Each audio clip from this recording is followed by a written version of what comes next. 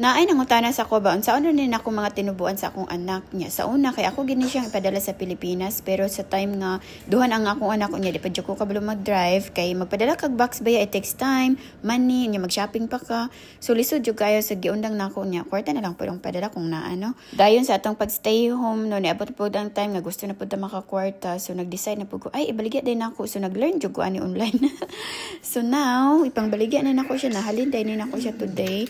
Easy na lang pud kayo once nakabalo na kaunsaon no niya. Nagpalit din ko aning label printer para diri ra ko mag-print sa balay niya. Kung naay mo palit, ready naman ang iyahang address, ready na tanan. So i-print na lang tapos i-drop off dayon nimo sa box. O mao na to siya. Ready na. Very convenient lang gud kaayo. So I'm happy na na-discover po din ako. Gamay raman po kay ang halin pero at least na lang no nga nagyo mabalik sa imuha bisag ginagmay na lang unya. Makatabang pud to sa uban mothers no nga nangita sila og good deals, diba? Ana na lang. Salamat kayo sa pagtan-aw ug palihog pud subscribe din aron madugangan po ni atong 9 million subscribers. Bye, see you next time.